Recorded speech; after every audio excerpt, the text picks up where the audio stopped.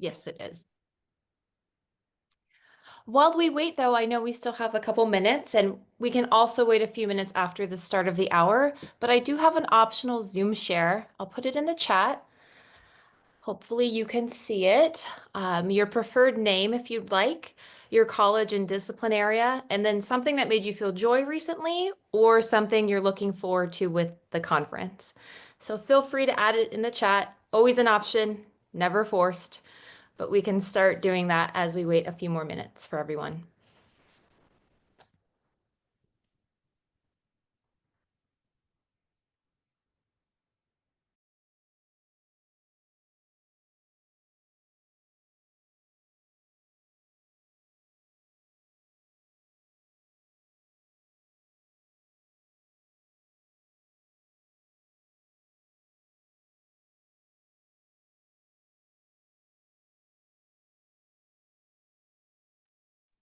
Thank you, Raquel, for sharing where you are, Tennessee. That's awesome. I'm glad you were out doing what you love, gardening this weekend.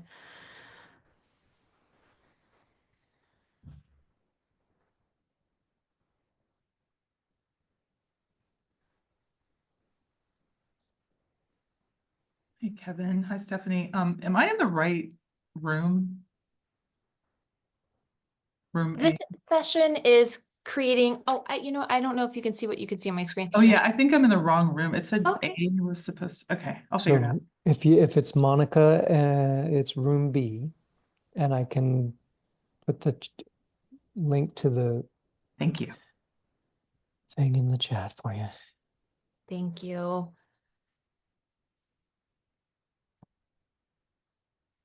Marla, thank you for your introduction. That's so wonderful. Denise, thank you for being here from Miramar.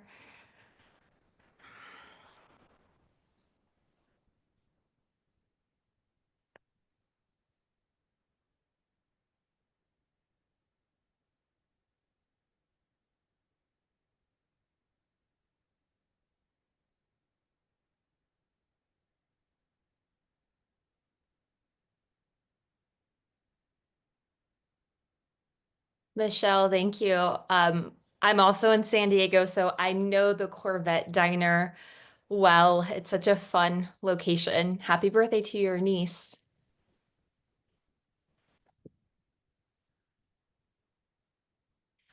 Okay, so before we get started, I do have some introduction items to share, and hopefully everything works well.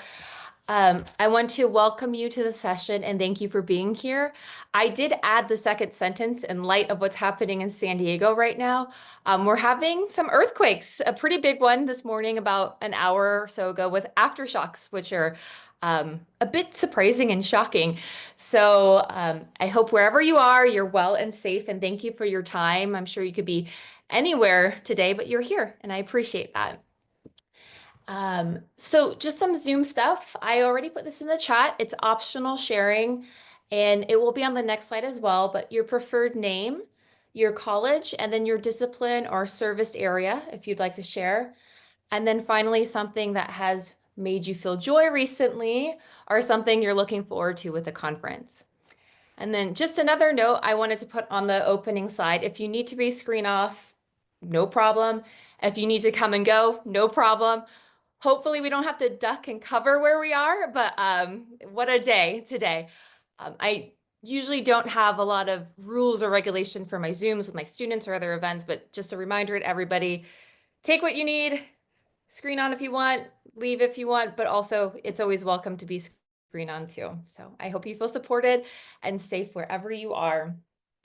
For the overview of today's session, the outcomes are to identify specific practices for faculty professional development programs in culturally responsive teaching, apply strategies for the development of faculty programs in these areas, and then for the actual agenda, I'm going to share the program's background, purpose, and outcomes, followed by a lot of the key features of the program. Then there'll be an invitation for collaboration at the end, so we can share ideas and brainstorm best practices, and then hopefully some time for Q&A at the end. But in other words, if I had to give my title another title, I would basically say it's a show and tell. So we've developed this program at my college, and I'm really excited to be able to share and spotlight some of the things we're doing with you all and hopefully learn from you as well. All right, so a little bit about me, just so you know who I am. I am a mom of twins. I saw in the chat some birthday parties. My twins will be 8 at the end of this month. I am an English professor at San Diego Miramar College. I've been here since 2012. And that's a picture of some of my recent students in English 101X, which is our co-requisite class. I am the faculty coordinator, one of the faculty coordinators for the CREATE program.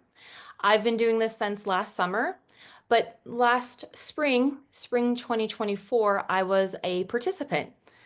Other things I'm doing and have done at my college, I'm currently the assistant department chair of English, World Languages, and Ethnic Studies, and I'm the college's online faculty mentor. I've been lucky to be at my institution for quite some time, so I've had a variety of roles and responsibilities, and it all comes together, I think, really well with culturally responsive teaching and equity. A little bit about me personally. I love my family, reading, puzzles, reading, Star Wars, as you might have guessed from the family photo, and spending time with my family. So what does CREATE stand for? It's an acronym, of course. CREATE stands for Culturally Responsive Educators Academy and Training for Equity. So that is our full title. Much easier to say CREATE for short. And in the picture, we have some of our participating faculty in cohort 2 in one of our Zoom sessions earlier this month. All right, so the background and purpose of the program. My college, like many colleges in California, or several of them, I should say, there was a call for proposals for funding through the California Community Colleges Chancellor's Office. And that grant was for a program called Culturally Responsive Pedagogies and Practices Grant. So we were one of a bunch of colleges to receive this grant, and that is what is supporting this work. If anyone from the Chancellor's Office is in the audience watching, we love the program and we hope for continued funding. But the purpose of our CREATE program, so that is the program we developed with our grant, is to promote faculty engagement and practices that embrace the unique experiences, perspectives, and needs of the college diverse students in order to increase equitable student outcomes. And the program length is 2 semesters for participating faculty. So that's the big overview. What we're trying to do is really trying to help increase equity through culturally responsive teaching as a college. The outcomes of the program are: number 1, understand historical factors in higher education that impact students and influence classroom culture, such as race and racism, oppression and intersectionality, and the system of meritocracy. We primarily focus on these elements in semester 1, the first part of the program. The second outcome is to analyze disaggregated course and instructional level data to identify strengths and opportunity for growth in faculty's own teaching practices. We do this deep dive of data primarily in semester 1, and then you'll see in semester 2 is where we really work on implementation and continued growth and reflection. Outcome number 3, engage in self-inquiry and critical self-reflection of classroom and teaching practices, particularly in relation to historically racially marginalized communities. And that is something we focus on in both semesters. And the fourth outcome, create classroom and curricular changes based on culturally responsiveness and assess interventions to engage in a cycle of continuous improvement. And I think that the program highlights these outcomes really well, and I hope that you'll see those in the next part of the slides that I share. Before I go a little bit further, I wanted to give a short her story about my experience in CREATE. I know the term her story rather than history is common, but I want to give credit to a couple presenters who will also be presenting this week, Dr. Amanda Sukenik and Tina Kennedy. I really started leaning into this term through some of their presentations. But as I mentioned, it was a grant application, and it was initially developed at my college by other colleagues, particularly our faculty coordinator for equity, Julie Pataskal, and our dean of equity, Nisa Julian. So a lot of that groundwork happened before me. I was a participant in the first cohort, and that semester, that beginning of a program was really a launch. It was a beginning, an initial stage, and it was somewhat modeled off of other local community colleges programs related to equity and culturally responsive teaching. And so it was really based on some of the other programs that are happening regionally. Semester one of cohort one primarily consisted of guest speakers on Zoom. So it was about twice a month we'd hear from interesting guest speakers on a variety of topics. And at the start of the program, we were able to receive our equity data. So for example, I teach English 101 primarily. And so I could see my student outcome data disaggregated by a lot of different student characteristics. And this type of program has been I would say pretty common, at least regionally. A lot of programs have this way to dig into our data to see if there are any groups who are missing out in terms of some of our instructions in our curriculum. So we did that at the start of the semester, but it's primarily hearing from guest speakers. A coordination opportunity came up for this academic year, and here I am. And so what I've had the opportunity to do is to revise semester one for the later cohorts. I got to create semester two, and really exciting is to add a second faculty cohort coordinator this semester, which is Dr. Denise Mduli Williams, who is also presenting at this conference this week, and she's here to support. So thank you, Denise. So let's start digging into some of the details. So participants in modality. The first cohort, like I mentioned, was spring of last year. We had 10 participants.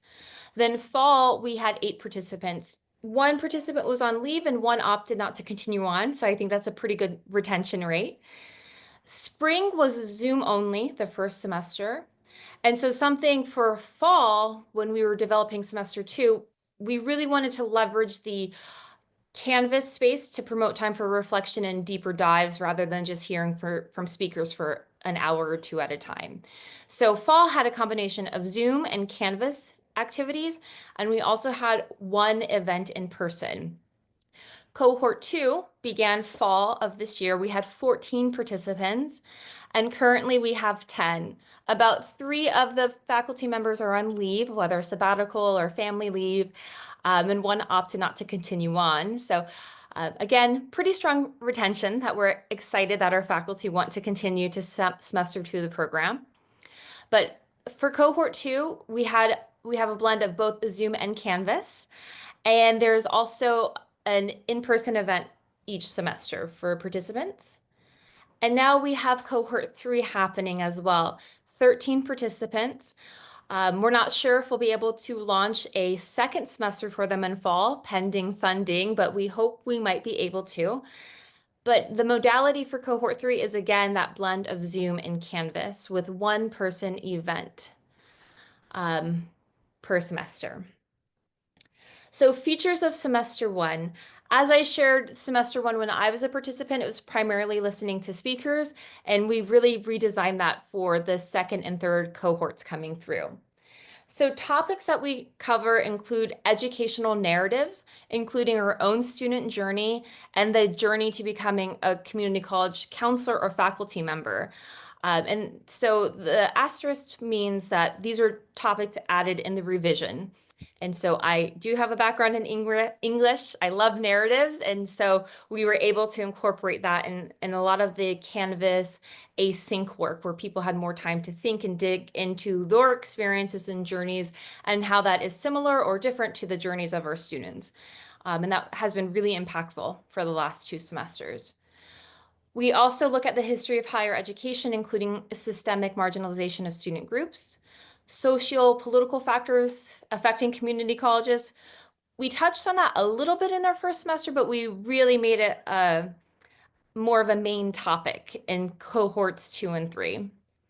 Foundations of culturally responsive teaching practices, Transparency and learning and teaching, which the speakers I mentioned earlier, are doing a presentation I saw here in the summit as well. Some of you might be familiar behind that. So how Tilt can help bring equity and make the invisible visible to students in our classrooms. Inclusive teaching methods, in particular, something called the high structure, low structure curriculum, and how we can have our rigorous academic standards while also caring about our students and giving them the supports to reach those. And we can do that through having high structure courses. And then, of course, the role of data and feedback in teaching. So those are some of the topics of semester 1. We read 2 main texts as a faculty and counselor community, and the first one is Culturally Responsive Teaching in the Brain, which I believe a lot of us are familiar with. We do a deep dive of the whole book. And then we also read a newer text, I believe it was published in 2022, 2023, called Inclusive Teaching: Strategies for Promoting Equity in the College Classroom. And we really like these 2 books together because Zaretta Hammond's book provides a lot of the research and the foundation. And it also helps us to understand the social political factors that our community college students are coming to us with. So it's a wonderful foundation in addition to how we can apply the strategies to our own college classrooms. Inclusive teaching is squarely focused on college and university teaching. So the research they provide from a variety of studies is really helpful to see. I will say inclusive teaching, a lot of our participants are already doing the strategies they highlight, which is always encouraging. But a benefit of this text is that it gives you some of the research behind why that is effective or ineffective in some other cases. Another text that we read is Dr. Laura Rendon's From the Barrio to the Academy, Revelations of a Mexican-American Scholarship Girl. This article, if you're not familiar, is from 1994. And we talk about that, how the article is quite dated. And so it's interesting to look at Rendon's experience as a student and then as a scholar. And then we put that in conversation with our own educational narratives and journeys as educators. And then we can really explore what has changed since then and what has not changed. And it makes a really rich conversation piece. I do use this text for my English 101 students, and they really like it as well. And the first time I read this essay was in graduate school, so during my doctoral program. So it's nice to see how this text is really accessible and timely for many participants and many readers. For both the main books and the supplemental articles and essays we read, we do faculty reading discussions, either on Canvas discussion boards or live on Zoom. So we really try to be intentional to have a variety of modalities to recognize that faculty and counselors are people and we all have different preferences and learning styles and modalities. Some of our participants really love the Zoom, only Zoom. They're not really into the Canvas. And then on the other hand, some people really lean into the Canvas work. They find it gives them more time to process and think, and it gives them sort of a different playing field rather than the Zoom chat, the live chat, when everyone can just sort of jump in. So we really try to be intentional to have a different type of modality to meet people where they are. Of course, we can't have everyone's favorite modality all the time, but we try to have that consideration for our faculty participants, just like we try to have for our students in our classrooms. So here's an example. It might be a little small on your screen. So it is a screenshot from Canvas. And so to give you kind of a sense of the discussions we're having, the key prompts are right there, and I'll read them aloud. So question prompts. Number 1, what existing knowledge did you have of how the brain works before reading chapter 3 of Hammond's book? How did the chapter add to your understanding? Does your knowledge of the brain impact your teaching, and if so, how? If the answer is no to the last question, how might you integrate this understanding into your future teaching? And I'll read question 2. In chapter 3, Hammond provides 6 brain rules. What is the purpose of this set of principles, and which one always comes first according to the author? In terms of the first rule, do your classrooms reflect this guideline? If so, how? If not, what might you incorporate into your teaching moving forward? Finally, which of the remaining 5 rules resonates with you and why? So I think that this discussion was a good sample because it shows a variety of just sort of the more basic comprehension questions and then the application. Are you doing some of these approaches? If so, great. If not, that's fine too. What do you want to try out? And so we're really trying to encourage our participants to, celebrate and acknowledge what they're doing well, and then also push them to think about what they can do a little bit differently as they continue in their teaching. Still in semester one, we have a variety of guest facilitators and workshops as a part of the program. And one impactful speaker we had was Dr. Nydia Sanchez, an assistant professor of higher education with the Department of Leadership Studies at the University of San Diego. And that was a really impactful session because we got to explore the question of meritocracy, affirmative action, and it really invited our participants to think more about the broader systems in which we are in. Another one, I've mentioned this already, we've had sessions about transparency and learning and teaching, our TILT. This is another really popular session because it's very hands-on and faculty leave the session with something revised or at the beginning stages of revision.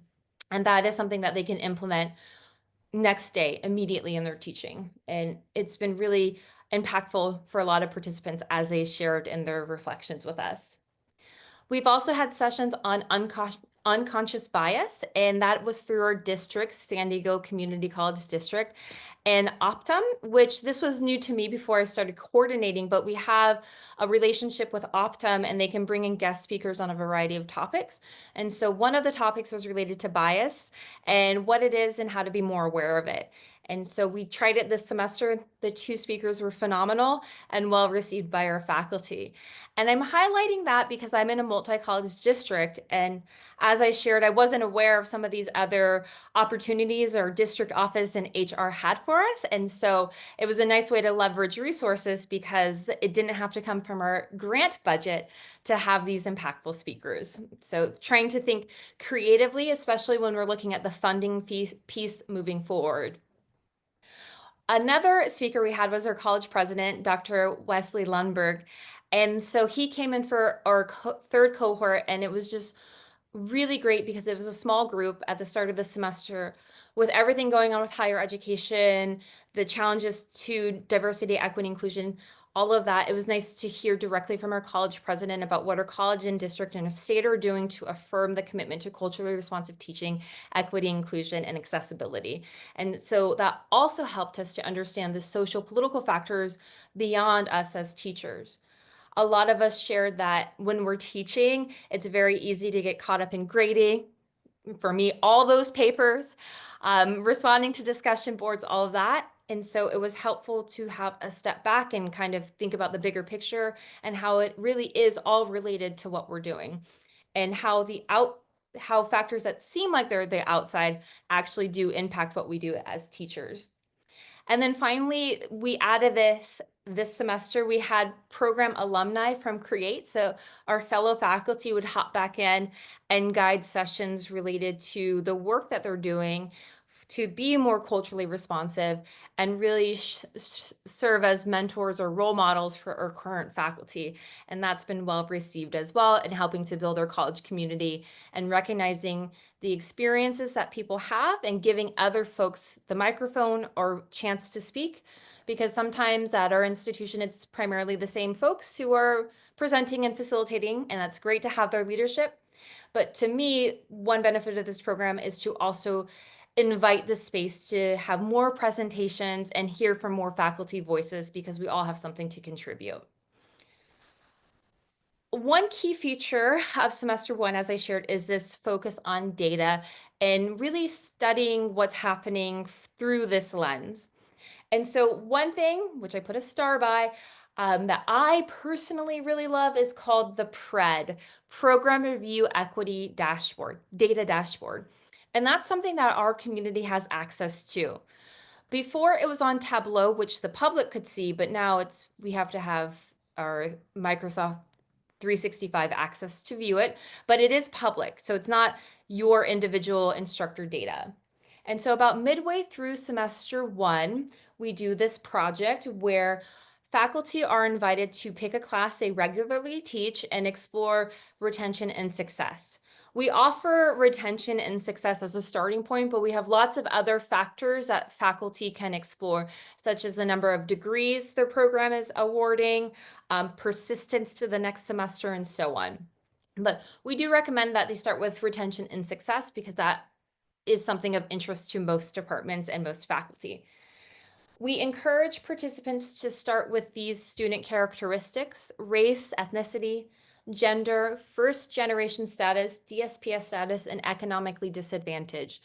So again, this is an offering for people to start with, but in our database, there are so many factors people can disaggregate by, including veteran status, age, whether they are working with EOPS, if they have a first language that is not English.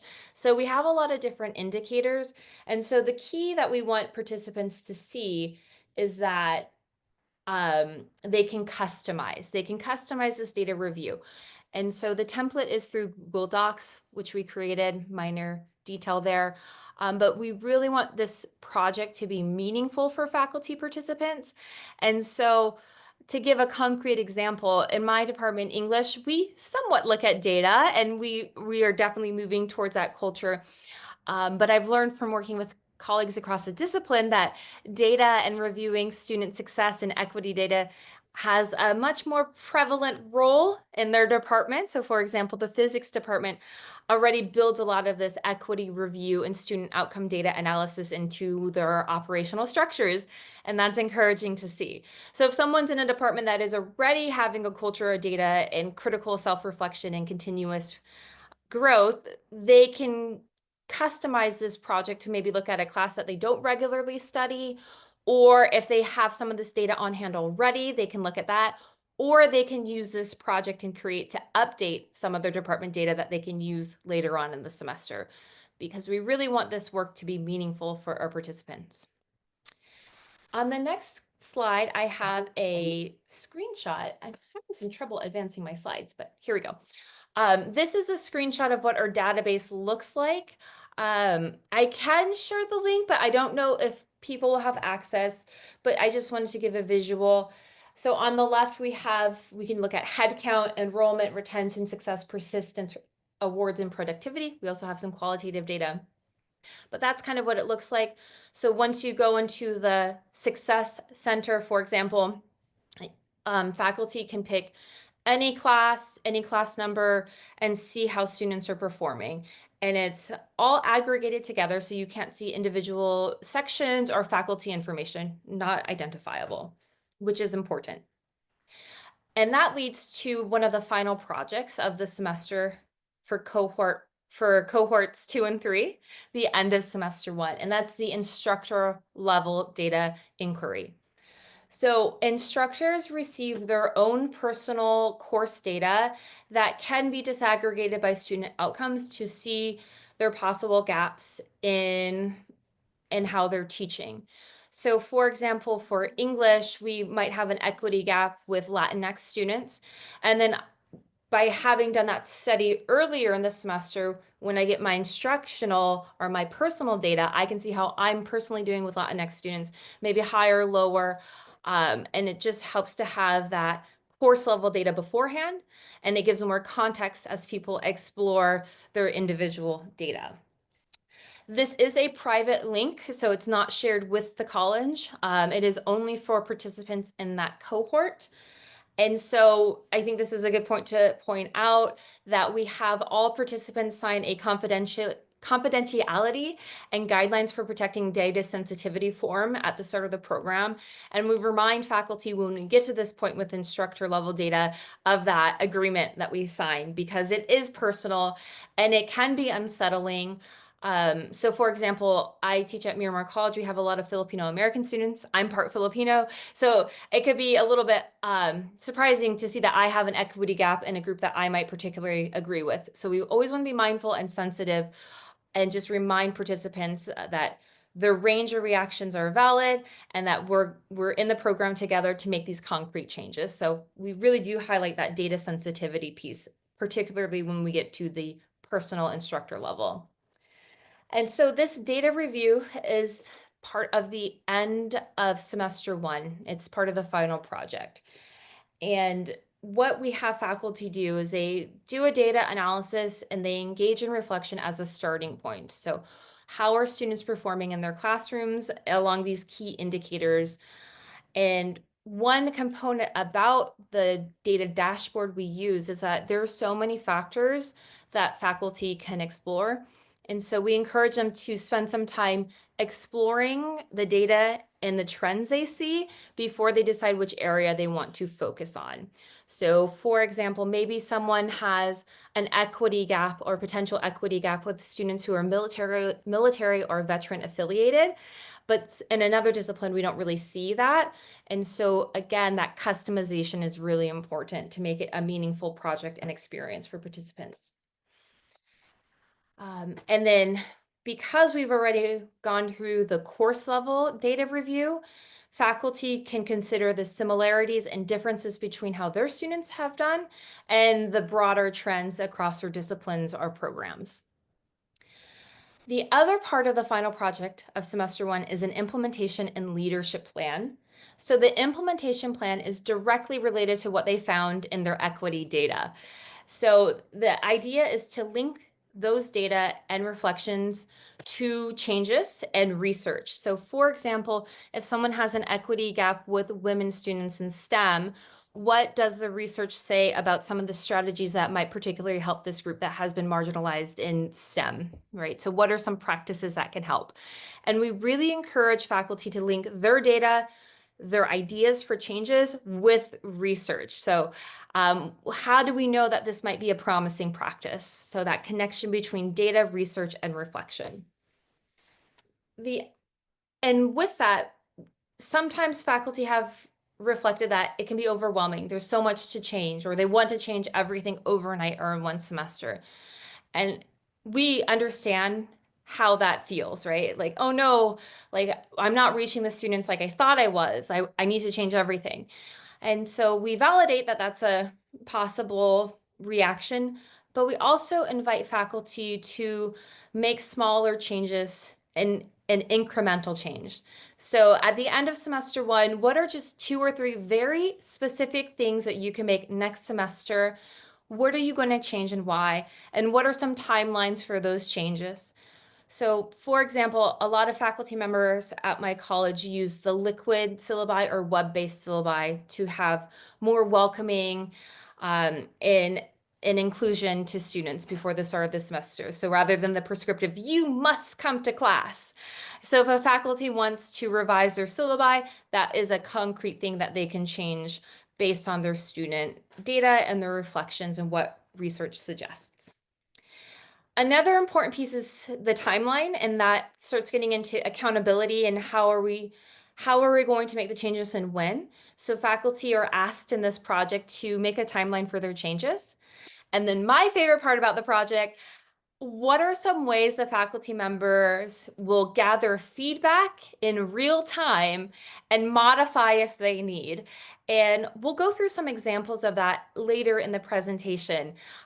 So essentially, the first part of this implementation plan is based on the data. What are you going to change and why? The timeline, and how do you know, or how might you know that these changes are working, or how students are receiving them. I think that's so important to really look at the student voice.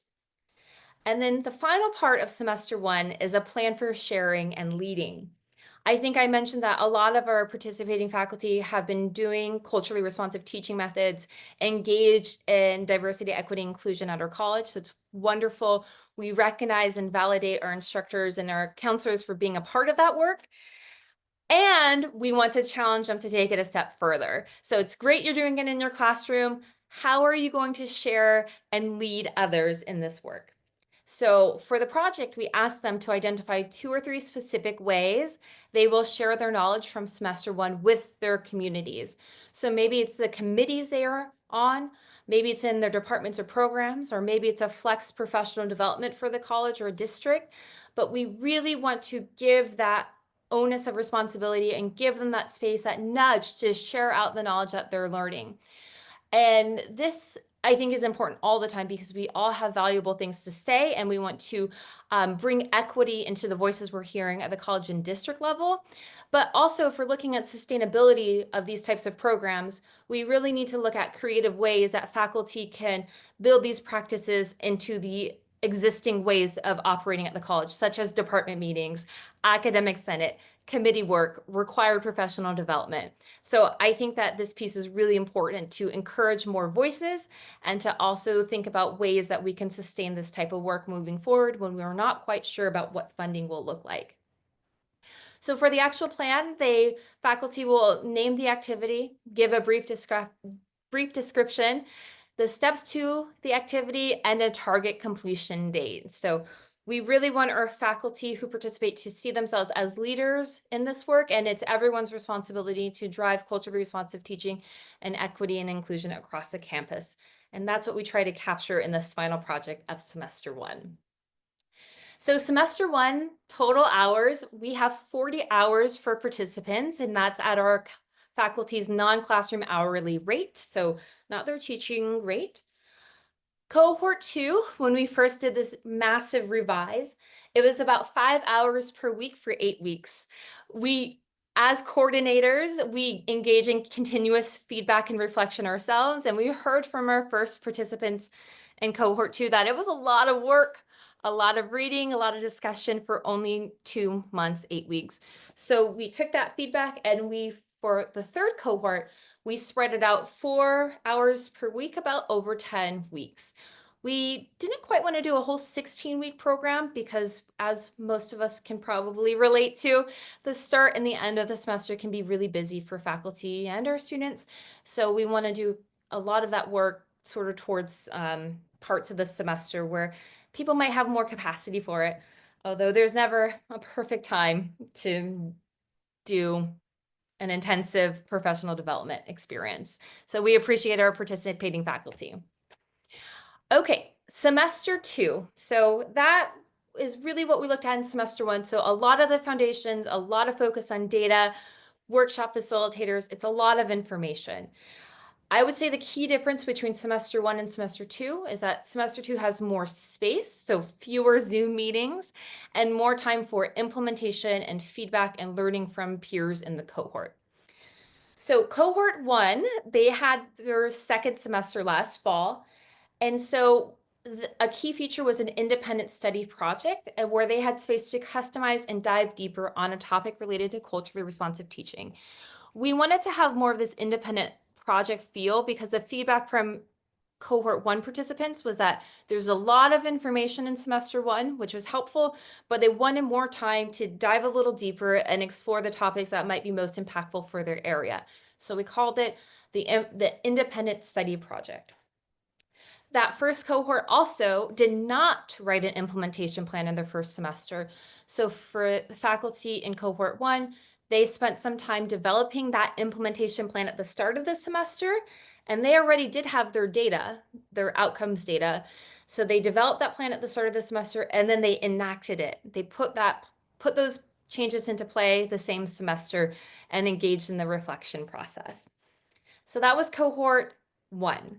Cohort 2, also cohort 2, or cohort 1, semester 2, had resource sharing and an in-person event, which I had mentioned earlier too.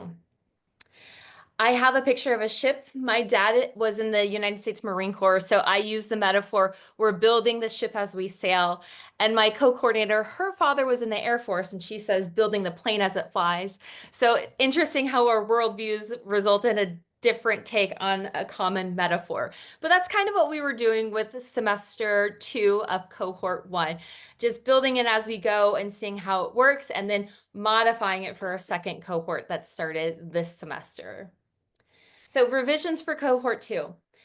We have a couple key elements. One is a culturally responsive higher education curriculum assessment tool. Again, the faculty built that implementation project in semester 1. They're going to enact it in semester 2. And then something called the informal peer observation project and faculty reading circles. I'll go into a little bit more about each of these in the final slides. And then they also have a final project, of course.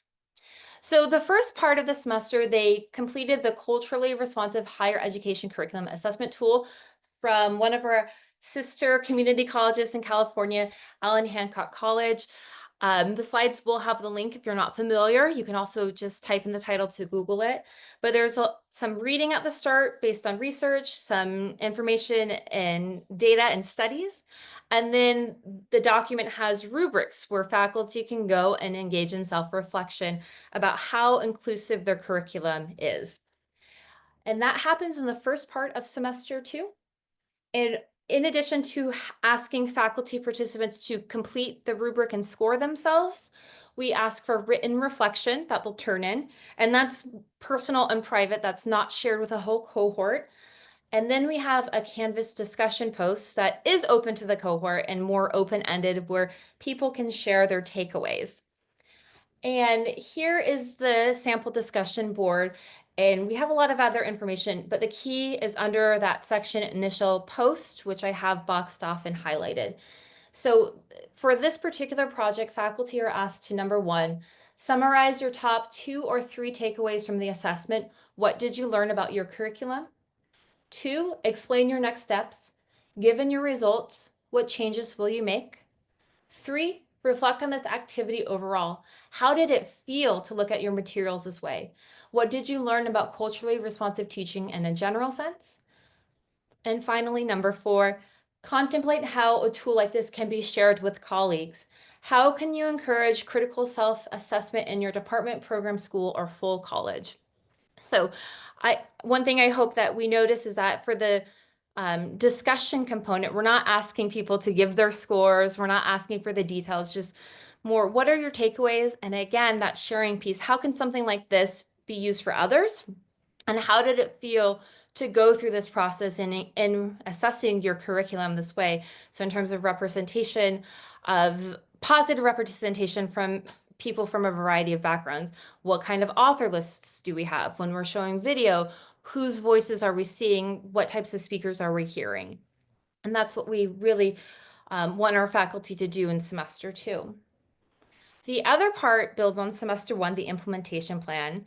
So as I shared, faculty are making changes, gathering feedback, and engaging in continuous reflection and hopefully improvement.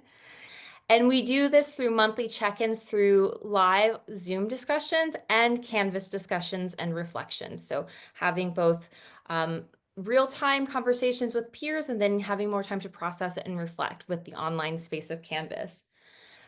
Here is the actual direction for the implementation plan from semester 1. We try to keep it pretty straightforward for folks. So for the implementation plan, number 1, what specific strategies or changes will you make next semester? Provide evidence, research, or teaching philosophies related to culturally responsive and inclusive teaching to support your plan changes. And you know, the academics, the English professors, be sure to have your references and page numbers so we can all go back and refer to it. And then the second part of the implementation plan directions. What is your plan? For each change, include a timeline. And what weeks of our 16-week semester will you make these changes? And 2B, your plan for feedback. In what ways will you proactively gather feedback about how your changes are going? You may want to refer to Chapter 7 of Inclusive Teaching for the 3 main categories of feedback: students, peer, and data.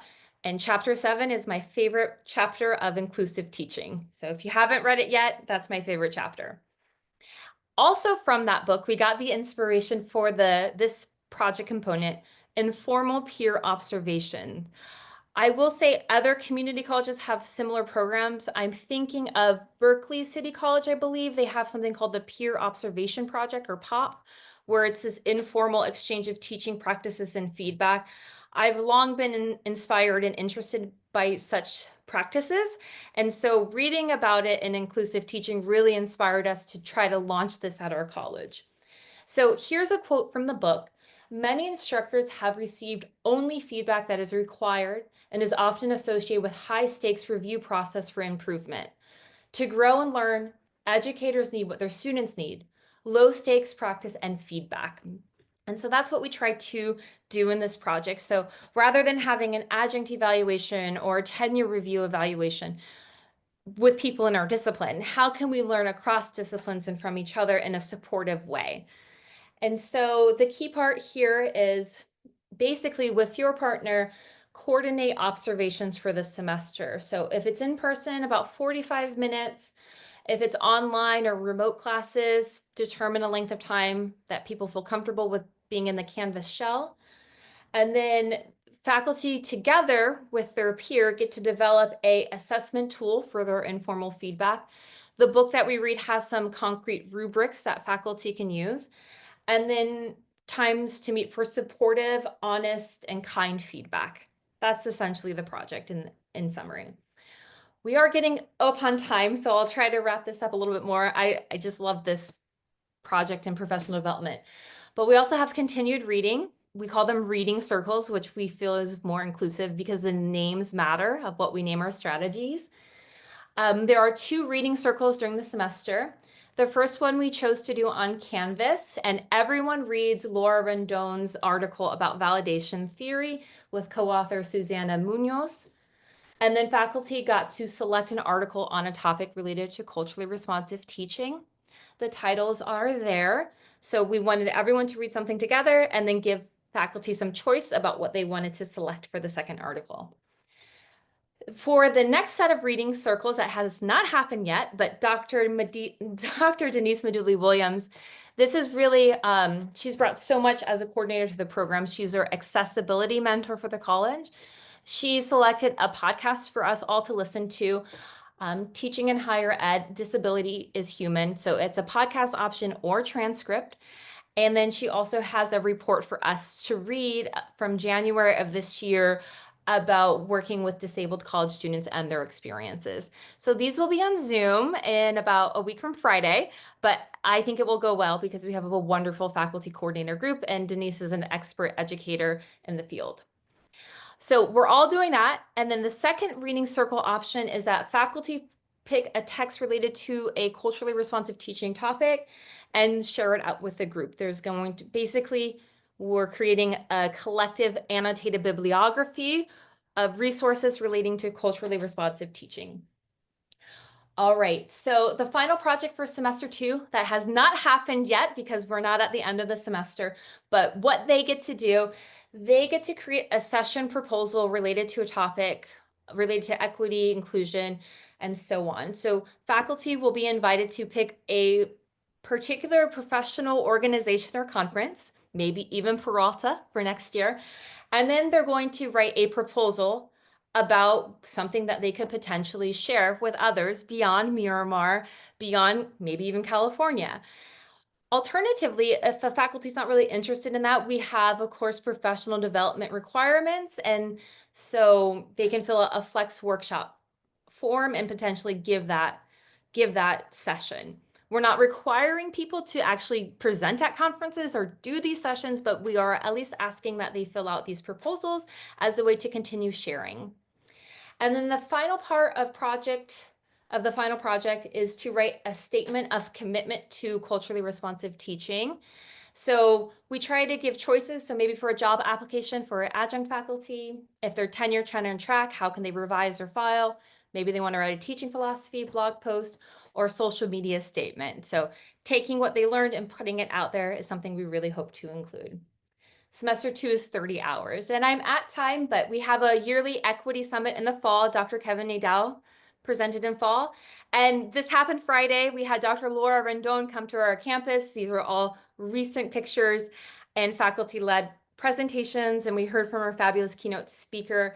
And then the group photo, the people at the center are students. We had a really impactful student panel. And so we brought that all together.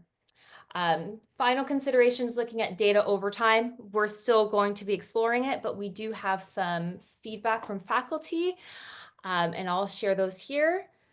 And I believe we will share the slides, but essentially faculty are appreciating the practical elements and changing their teaching.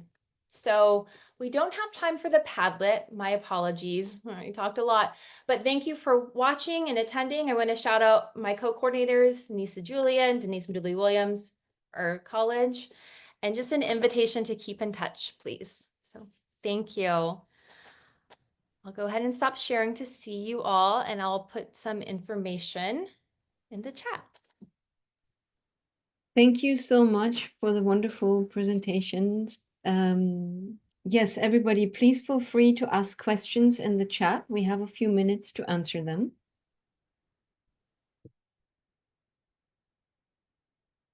There's my contact information if you'd like that.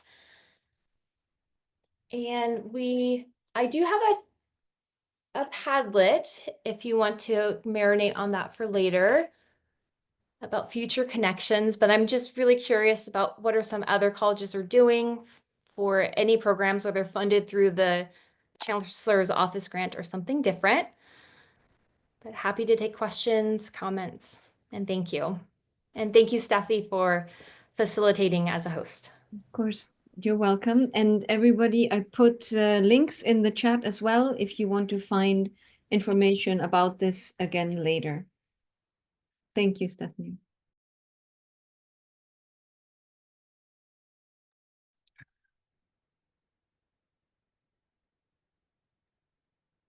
I don't see any questions, lots of compliments though.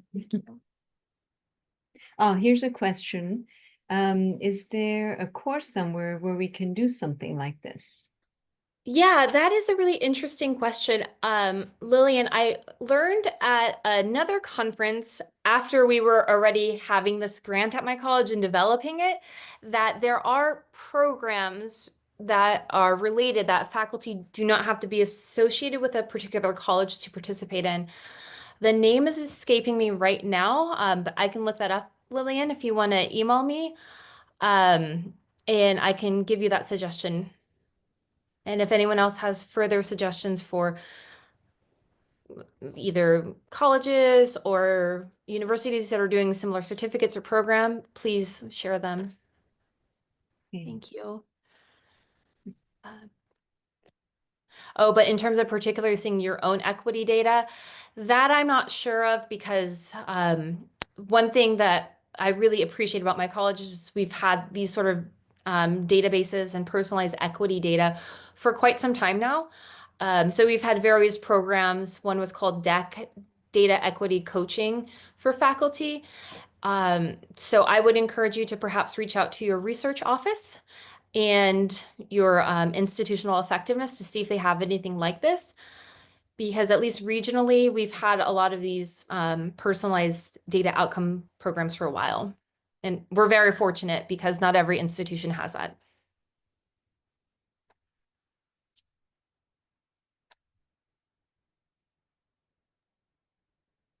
Again, shout out to the book Inclusive Teaching, Chapter 7, because they also talk about receiving your equity data.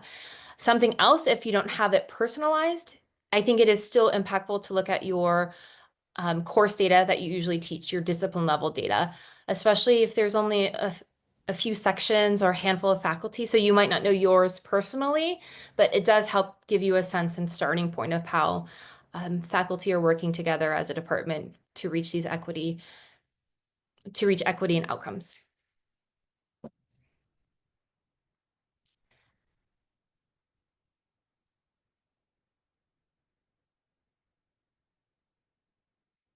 Well, thank you, everybody. I know I went over. I really love this program and I've been fortunate. So thank you. If you have more questions, feel free to put them in the chat. And I shared my email. And as Steffi shared, there's more information online to reach out to me. And please feel free to look at the Padlet for questions, especially if you have an area of expertise you want to share. Maybe you can come to my college. I'm all about passing the mic and hearing more voices for this important work of supporting student equity across our colleges. And for those watching the recording, we have put the link to the Padlet so you can share what you're doing at your institution as well on the website. So go to the April 14th sessions and scroll down to Stefanie's title and it'll have a link to the Padlet there. And later we'll have the link to the video of this recording. Thank you.